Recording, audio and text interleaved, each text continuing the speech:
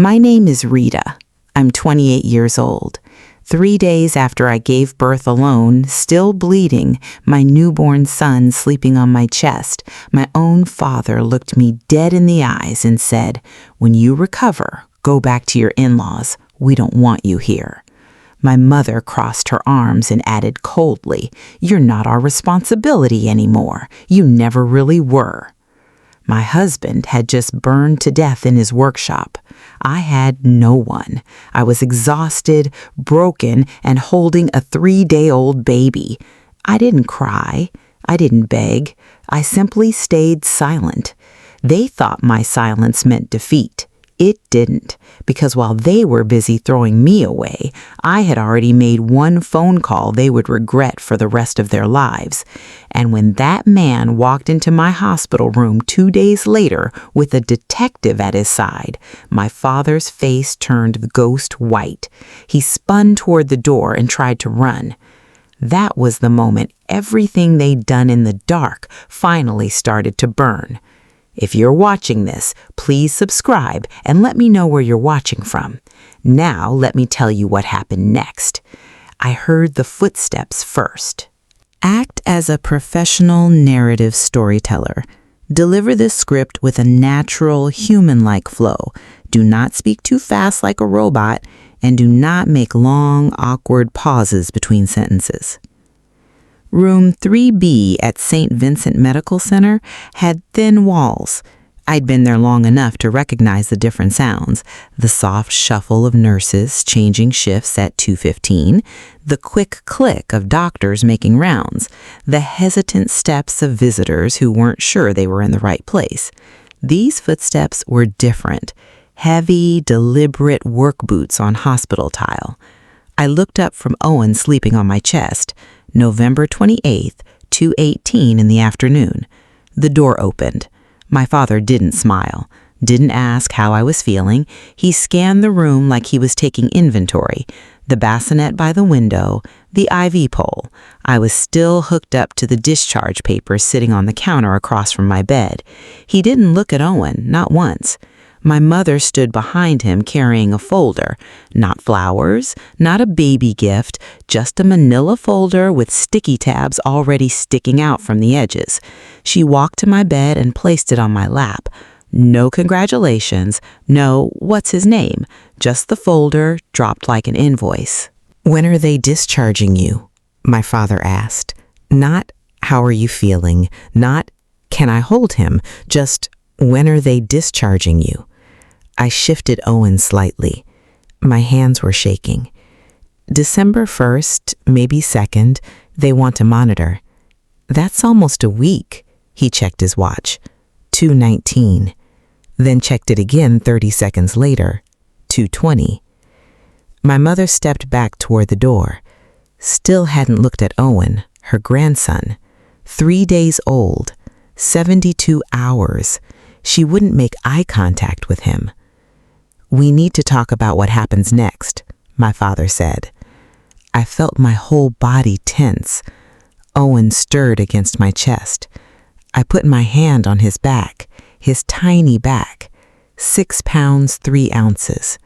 Born 1 week early because my body couldn't hold him any longer after Aaron died.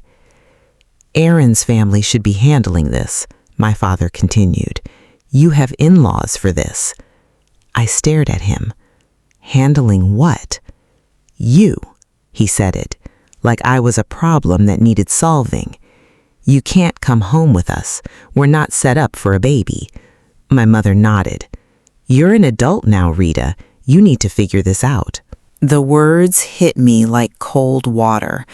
I looked down at Owen, at his perfect sleeping face, at the hospital bracelet they'd put on his tiny wrist that read, "Baby boy, November 25th, 2025, 6:23 a.m. "You're saying this now?" My voice came out quieter than I meant it to. "When you recover," my father interrupted. "Go back to your in-laws. We don't want you here." My mother's face didn't change. "You're not our responsibility anymore. You never really were." The room went silent. Owen made a small sound in his sleep. I looked at the folder on my lap. My mother reached over and opened it. Insurance forms. 3 pages with bright yellow sticky tabs marking signature lines.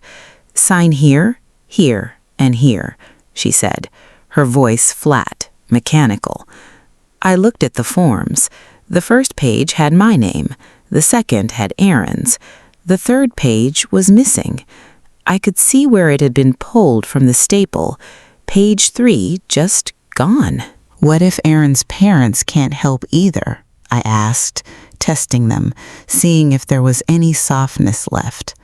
My father was already moving toward the door. "That's not our concern. You're an adult. Figure it out." 11 minutes. I checked the visitor log later. They arrived at 14:06. They left at 14:17. 11 minutes total. My mother paused at the door. "Call us when you're settled." Settled meaning far away. Settled meaning not asking for help. The door closed behind them. I sat there, still bleeding through the pad they'd given me, still wearing a hospital gown, still hooked to an IV because my blood pressure kept dropping, still holding my 3-day-old son who would never meet his father. And I realized something. They had timed this. The shift change was at 2:15. The hallway would be empty, no nurses at the station to hear what they said, no witnesses to how they just told their daughter, their only daughter, to leave with a newborn baby and nowhere to go. I looked at the folder, at the sticky tabs, at the missing page 3. Then I looked at my phone on the bedside table. I'd already made my decision. But first, I needed to understand what I was fighting. The folder sat on my lap for 3 hours before I opened it again. Owen slept. The nurses came and went. My in-laws, Aaron's parents, Tom and Linda, had gone back to their hotel to rest. They'd been here since the morning after Aaron died, driving 8 hours overnight from Boise. They'd met Owen, held him, cried for the grandson Aaron would never see. But my own parents hadn't come, not until today, 10 days after Aaron's death, 3 days after I gave birth alone in this same room. And when they finally showed up, they stayed 11 minutes. I opened the folder, insurance claim forms, but something about them felt wrong. I pulled out my phone and scrolled back, way back, to September. September 15th, the day my father showed up at our house with his old briefcase, the one he'd had when he still worked in insurance before he retired 3 years ago. I remember thinking it was odd that he still had it, still carried it like he was going to a meeting. Rita was 7 months pregnant then. We were in that phase where everything felt urgent and terrifying and exciting all at once. The baby was real. We could feel him moving. We needed to prepare, and my father knew that. "We need to talk about protecting the baby," he'd said, Sunday afternoon unannounced. My mother sat on our couch, nodding along. "Young families are vulnerable," he continued. "What if something happens to Aaron before the baby comes? What if something happens to you?" I remember Aaron shifting next to me, uncomfortable, but my father kept going. "You need life insurance, significant coverage, $825,000. Aaron's eyebrows went up. "That's a lot. I'm a woodworker, not a—" "You're about to be a father," my father cut in, his voice sharp, shaming. "This is basic responsibility," my mother added. "We just want Rita and the baby taken care of." I'd put my hand on Aaron's arm. "It's okay. My dad knows this stuff." And Aaron had nodded, because he loved me, because he didn't want to cause problems with my family, because he trusted that my father was trying to help. $825,000, my father repeated. Not, "I recommend," or "you should consider." He stated it like a fact, like it was the only correct answer. Aaron asked, "Why that specific amount? Why not 500,000? Do you care about my daughter's future or not?" The question hung there, weaponized, making Aaron prove his love by signing. "Of course I do," Aaron said quietly. My father slid the papers across our kitchen table, pens already placed on the signature lines. I signed first, page 7, my name where it said insured party primary. Aaron signed next, same page, his name where it said insured party spouse. My father witnessed both signatures, then added his own name somewhere. I didn't see where. His hand covered the section while Aaron was looking at me, making sure I was okay with all this. "I'll file these for you," my father said, gathering all the copies. One less thing to worry about. The next day, September 16th, he paid the first 6 months of premiums, $3,200 upfront in cash. "It's a baby gift," he'd said. Aaron had written something in his phone that night. I found it later. The note said, "G pushed really hard on $825,000. Asked how he calculated it. He changed subject. Why 825? Why not 500 or 1 million? Feels weirdly specific. Rita trusts him. Don't want to cause problems, but something's off." 5 days after that, Aaron put all the insurance documents in an envelope, labeled it in his handwriting, "Important insurance stuff. Keep this copy." Dated September 20th. He'd put it in my hospital bag just in case. He'd said, "Keep it with you." I didn't understand why then. I understood now. I pulled the envelope from my bag, the one the nurses had brought from our house after the fire, after Aaron died, the bag I'd packed 2 months ago for the baby's birth. I opened it. Full insurance policy complete. Nothing missing. I compared it to the forms my parents had just brought. Page 3 was missing from their version. I looked at my copy. Page 3, beneficiary rights and options. A whole page about how the primary beneficiary could decline the payout, contest it, redirect funds, or request review. My father had removed that page. He needed me not to know I had options. I kept reading. Page 4, the section we'd never actually read before signing. Primary beneficiary, Rita Howard. Benefit amount, $825,000, 100%. Then below it, secondary beneficiaries in event of primary beneficiary's death or declination. Gerald Howard, 50%. Judith Howard, 50%. My father had buried this on page 4. Pointed us to page 7 for signatures. We'd never read the middle sections. If Aaron and I both died, my parents would split $825,000, $412,500 each. I looked at the date on the policy, September 15th, 2025. The fire that killed Aaron, November 18th, 2025. 9 weeks, 4 days. I pulled up my phone, went to Aaron's messages, the ones I couldn't delete, even though seeing his name made my chest hurt. November 17th, the night before he died. 11:52 p.m. My father to me. "How are you feeling, sweetie? Did they send you home yet?" 11:55 p.m. Me to my father. "Still here, keeping me overnight. Contraction stopped, but monitoring." 11:58 p.m. My father to Aaron.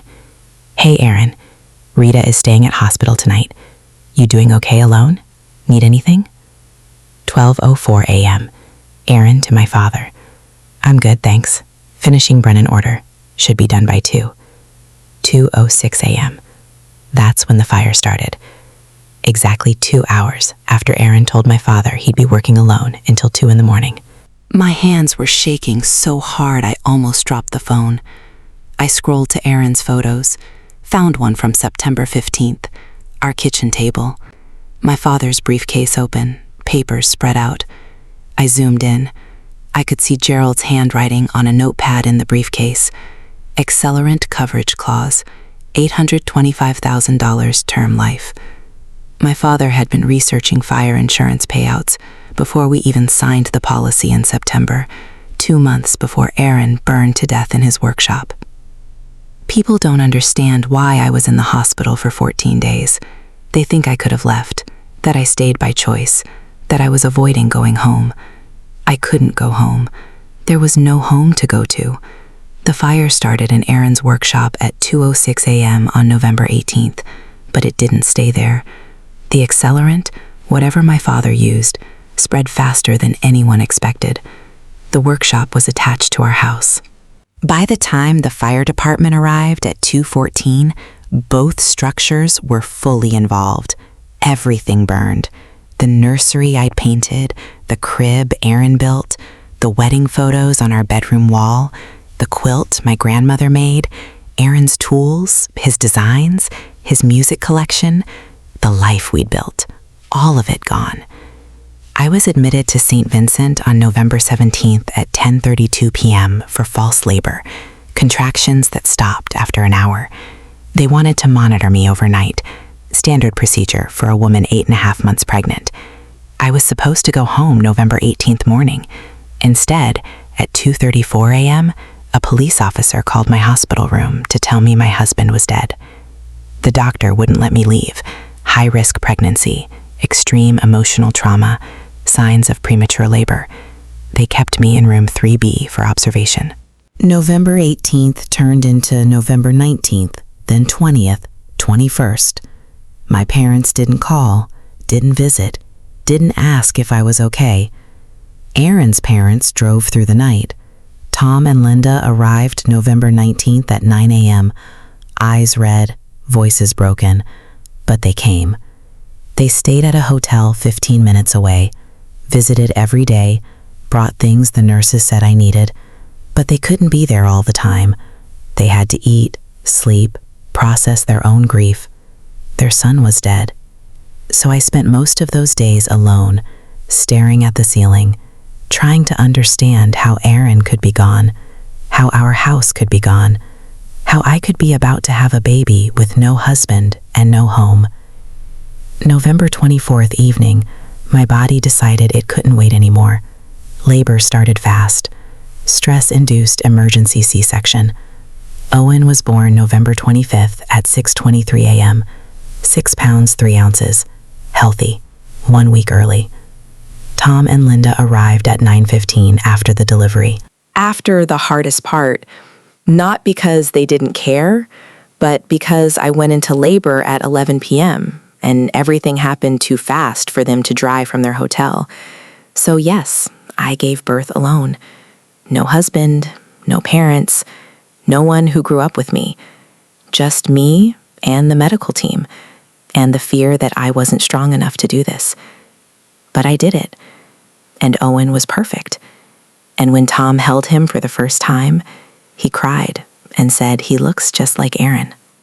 I waited 3 days, November 25th, 26th, 27th, waiting to see if my own parents would come, if they'd want to meet their grandson, if they'd ask how I was. They finally showed up November 28th at 2:18 p.m., and you already know how that went. After they left at 2:29, I sat in silence for 9 hours. Nurses came in to check on me, check Owen's vitals, bring me food I couldn't eat. I needed to know if I was crazy, if the texts on Aaron's phone meant what I thought they meant. If my own father could have, I couldn't finish that thought. At 11:30 p.m. on November 28th, I made the call.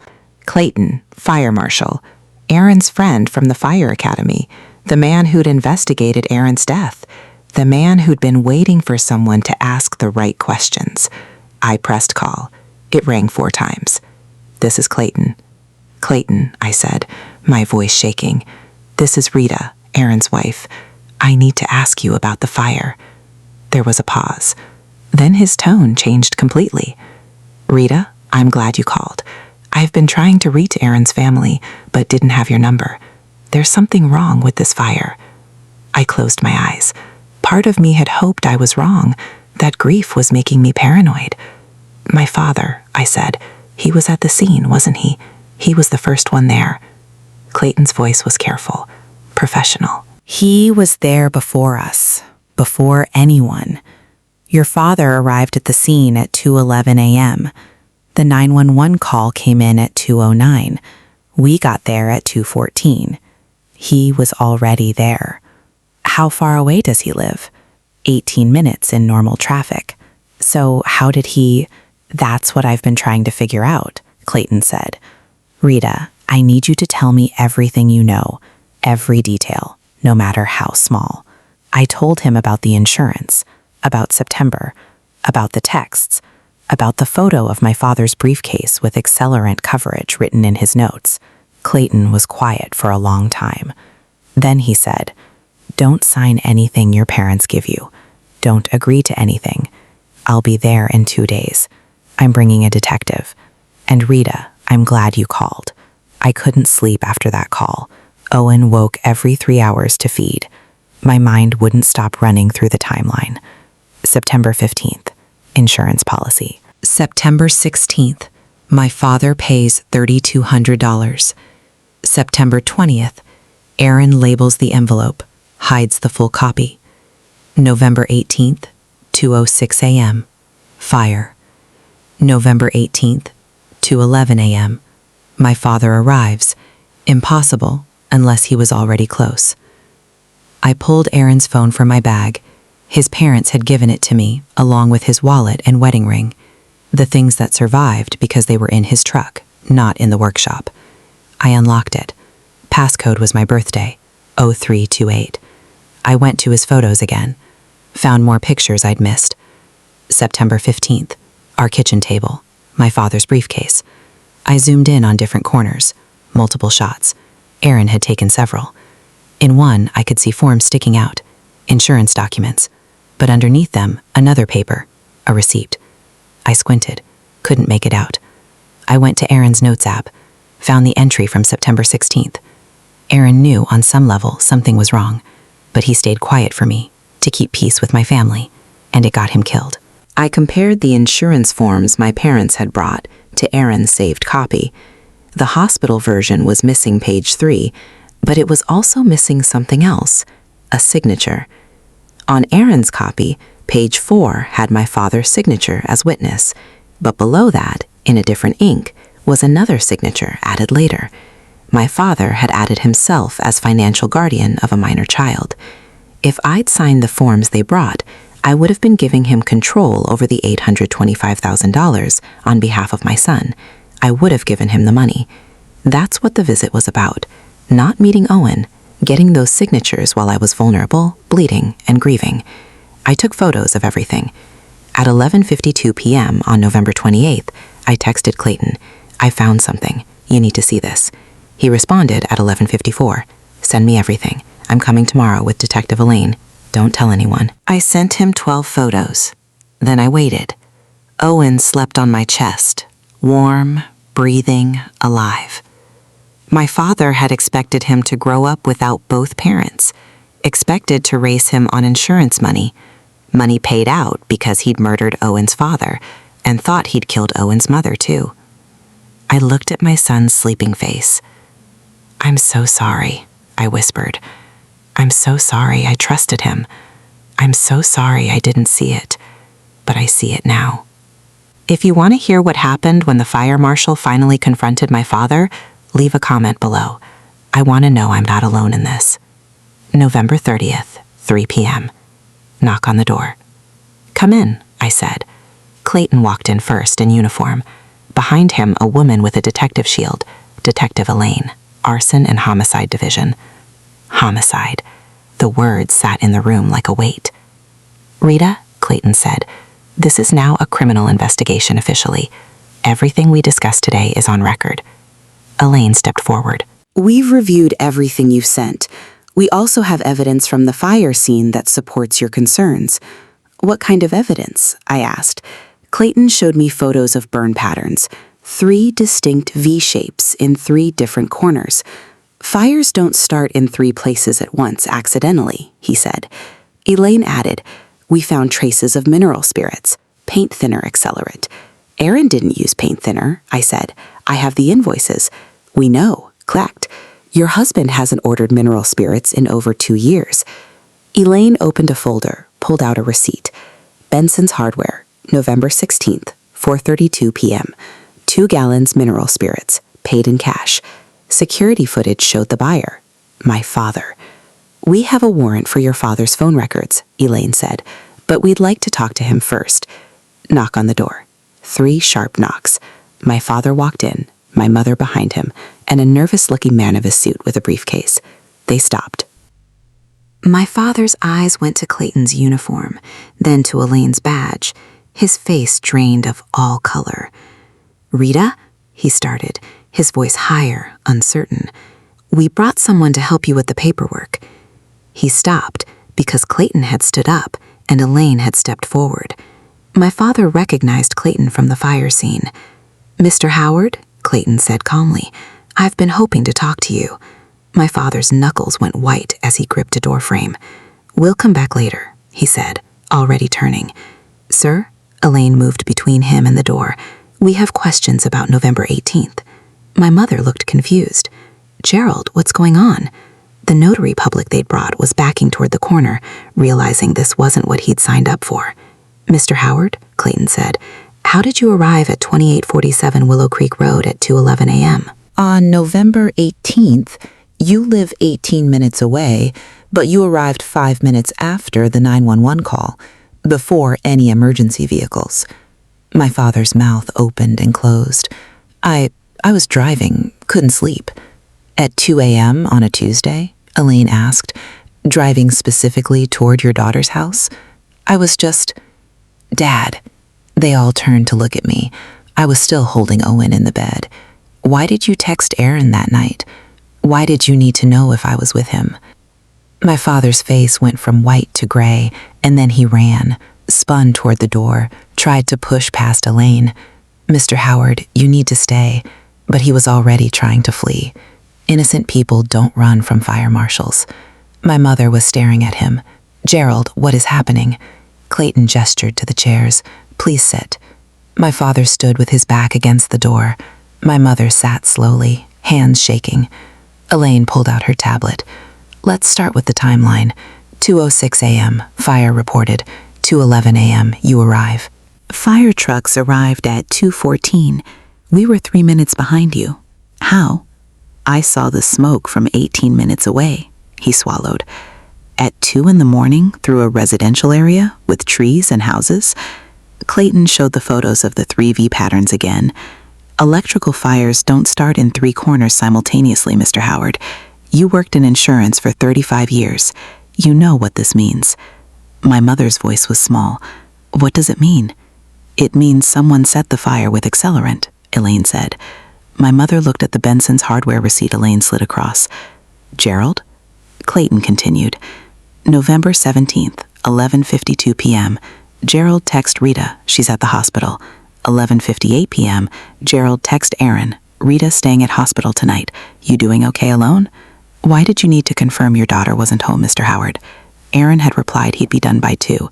At 2:06, the fire started. The workshop door showed no forced entry. Aaron let someone in he trusted. Aaron was wearing noise-canceling headphones, Clayton said quietly. By the time he noticed, flames had blocked both exits. The accelerant burned too fast. Aaron died of smoke inhalation, not burns. He wouldn't have suffered long. That's the only mercy here. "There's more," Elaine said. "We found accelerant traces in the main bedroom as well. Your father overdid it. The fire was supposed to look like a workshop accident, but it spread too wide. If you had come home that morning, Rita, you would have died too." "You tried to kill Rita," my mother whispered. My father offered no denial. "The plan," Elaine said, "was to kill Aaron, make it look like an accident, then manipulate Rita into signing over the insurance money.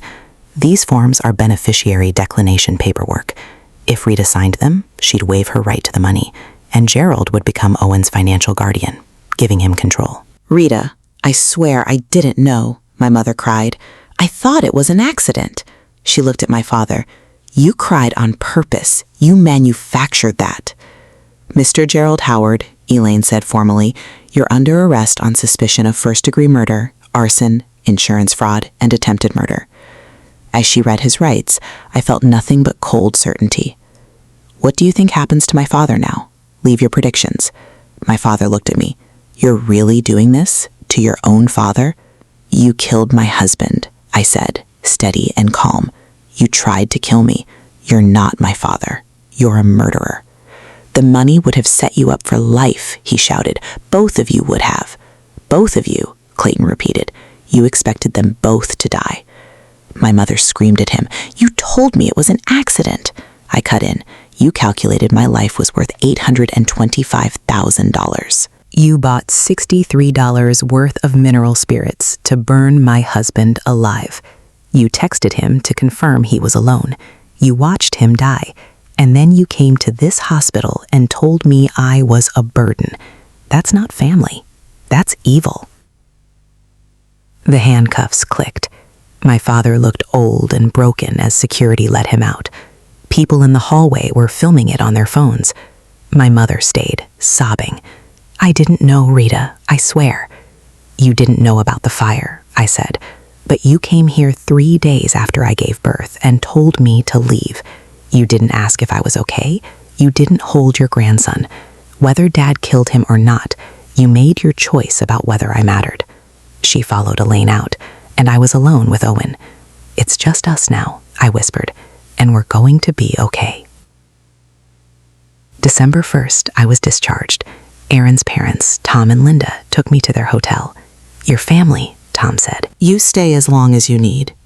December 3rd, formal charges were filed. Gerald Howard was held without bail. My mother called me repeatedly. I finally answered on December 18th. I filed for divorce. I'm trying to make this right, she said. You testified to save yourself, I replied. You waited 10 days to see me and then stayed for 11 minutes to get me to sign papers. You made your choice. I'm your mother. No, I said. You're the woman who gave birth to me, but mother is something you become through action. You didn't do any of that. I hung up and moved to Seattle. I put Aaron's photo on Owen's nursery wall. Bethany, Aaron's sister, helps me every other weekend. Tom and Linda visit monthly. They are the family I needed. February 14th, a letter arrived from my mother. I burned it in the sink. I didn't need her excuses. February 25th, Owen turned 3 months old. We were at a park in Seattle. He was laughing at the seagulls. I realized I was actually smiling. He looks like Aaron when he laughs, Bethany said. I've decided that forgiveness and relationship are two different things. Maybe someday I won't be angry, but that doesn't mean I have to let them back in. They taught me family means accepting abuse. I'm not teaching Owen that. I'm teaching him he's worth protecting. My father's trial is in June. I'll testify for the truth, because Aaron deserves justice. Some doors close not because you're weak, but because you're finally strong enough to know they should stay closed.